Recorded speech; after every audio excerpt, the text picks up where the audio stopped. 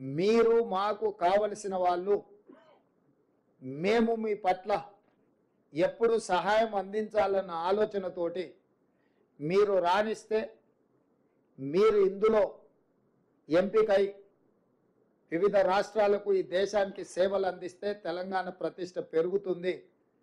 మీరు మా కుటుంబ సభ్యులు అని మీకు విశ్వాసం కల్పించడానికి ఈ ప్రభుత్వం మీది, మీకోసమే ఆలోచన చేస్తుందని ఒక నమ్మకం కలిగించడానికి ఈ కార్యక్రమాన్ని ప్రధానంగా చేపట్టడం జరిగింది. మీకు తెలుసు, చాలా కాలం సచివాలయం లేదు. సచివాలయం వచ్చిన తర్వాత ఎవరిని రానివ్వకుండా పోలీసుల పహారాల మధ్యలో కాపలా కాసేది.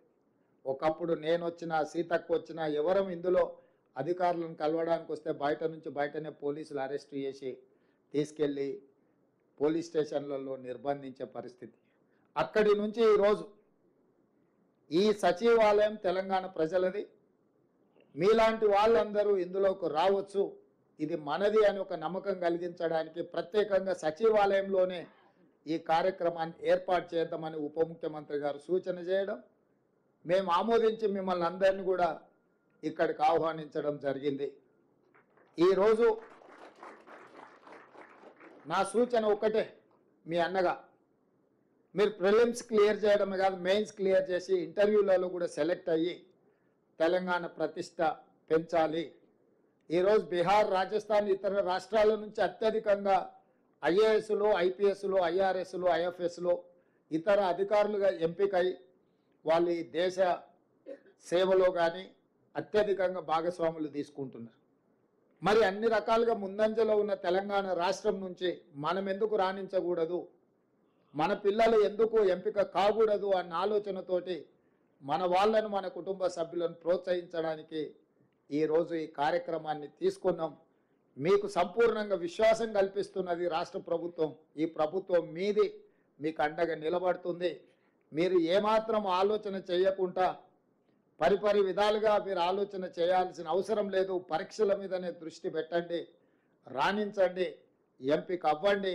తద్వారా మీ తల్లిదండ్రులకు, మీ గ్రామానికి, మన రాష్ట్రానికి ఒక గౌరవం పెరుగుతుంది. ఆ విధంగా మీరు ముందుకు వెళ్ళాలని తెలియజేస్తూ, అదేవిధంగా బట్టి విక్రమార్క గారు కొన్ని అంశాలను ప్రస్తావించారు. యంగ్ ఇండియా స్కిల్స్ యూనివర్సిటీ గురించి. ఈరోజు తెలంగాణలో విద్య సర్టిఫికెట్ కోర్సులకు మాత్రమే పరిమితం అవుతున్నది. నేను చాలామంది ఇంజనీరింగ్ గ్రాడ్యుయేట్స్తో నేను ఇంటరాక్ట్ అవుతున్నా, మాట్లాడుతున్నా. ఇంజనీరింగ్ సర్టిఫికెట్ తీసుకొని బయటకు వస్తున్నారు, కానీ వాళ్ళ యొక్క నైపుణ్యం ఆ స్థాయిలో లేకపోవడం వల్ల నిరుద్యోగ సమస్య పట్టి పీడిస్తుంది. ఇంకొక పక్కన పరిశ్రమలకు సంబంధించిన వ్యక్తులు, పరిశ్రమలు నెలకొల్పిన వాళ్ళు వస్తున్నారు. మాకు హ్యూమన్ రిసోర్స్ తగ్గిపోయింది, మా దగ్గర నియామకాలు చేపట్టాలంటే అసలు ఎవరు రావడం లేదు అని వాళ్ళు వస్తున్నారు. సో మేము మంత్రివర్గ సహచరులతోని ఆలోచన చేసినాం. ఒక పక్కన పరిశ్రమలకు సంబంధించిన యజమానులు నైపుణ్యం ఉన్న మాకు యువత దొరకడం లేదు అని చెప్తున్నారు. ఇంకొక పక్కన సర్టిఫికెట్లు, డిగ్రీ పట్టాలు పుచ్చుకొని యువత బయటకు వచ్చి మాకు ఉద్యోగ అవకాశాలు రావడం లేదు అని వాళ్ళు మాట్లాడుతారు. వీళ్ళిద్దరి మధ్యలో ఒక అంతరం ఉంది, ఒక గ్యాప్ ఉంది.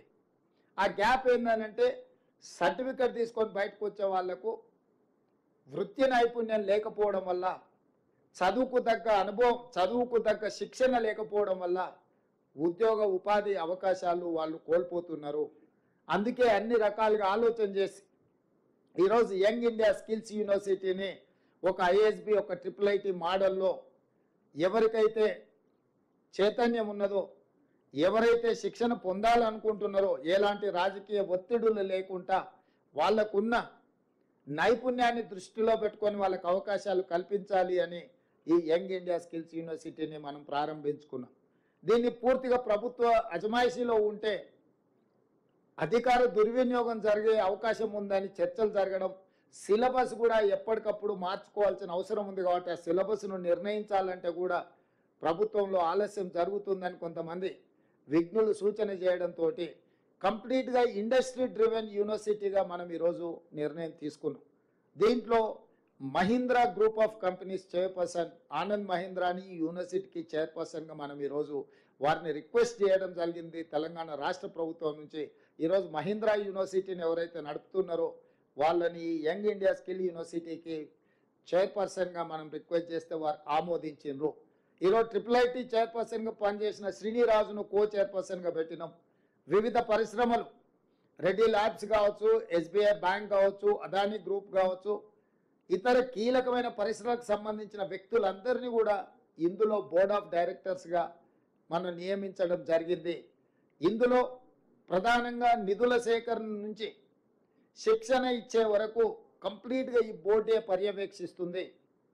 ప్రభుత్వం కేవలం ఫెసిలిటేటర్ మాత్రమే. అందుకే ముచ్చర్లలో నిర్మించబోయే 4th సిటీలో 60 ఎకరాల భూమిని దాన్ని నిర్మించడానికి అవసరమైన కోట్ల రూపాయల నిధులను రాష్ట్ర ప్రభుత్వం మంజూరు చేసింది. ఈ అకాడమిక్ ఇయర్ వృధా కాకూడదని ఈ సంవత్సరం 2000 మందికి శిక్షణ ఇవ్వాలని ఎస్కి ఇంజనీరింగ్ అకాడమీలో ఈ సంవత్సరం 2000 మందిని ఎంపిక చేసి శిక్షణ ఇవ్వమని ఆదేశాలు ఇవ్వడమే కాకుండా నెక్స్ట్ ఇయర్ నుంచి ప్రతి సంవత్సరం 20,000 మంది స్టూడెంట్స్ను ఈ యంగ్ ఇండియా యూనివర్సిటీలో ఎంపిక చేస్తున్నాం. సర్టిఫికెట్ కోర్సులు ఉంటాయి, డిప్లొమా కోర్సులు ఉంటాయి, డిగ్రీ కోర్సులు ఉంటాయి. ఇందులో ఉత్తీర్ణులైన వాళ్ళు డిగ్రీ నుంచి భవిష్యత్ పోటీ పరీక్షలకు కానీ ఇతర దేశాలలో చదువుకోవడానికి అవసరమైన అవకాశాలన్నీ కల్పించడానికి ఈరోజు ఆ యూనివర్సిటీని మనం తీర్చిదిద్దుతున్నాం. ఇదే కాకుండా నిన్నగాక మొన్న జరిగిన ఒలింపిక్స్లో మన దేశం యొక్క పర్ఫార్మెన్స్ ఆశించిన స్థాయిలో కానీ ప్రజలు ఊహించిన స్థాయిలో కానీ లేదు. చిన్న చిన్న దేశాలు చాలా మెడల్స్ తెచ్చుకున్నారు. కానీ 140 కోట్ల జనాభా ఉన్న ఈ దేశానికి ఒలింపిక్స్లో ఒక రకంగా అవమానం జరిగినట్టే. దీన్ని దృష్టిలో పెట్టుకొని మొన్న నేను విదేశీ పర్యటనలో భాగంగానే సౌత్ కొరియాకి వెళ్ళిన. అక్కడ sports university, south Korean sports యూనివర్సిటీకి నేను అక్కడికి వెళ్ళిన.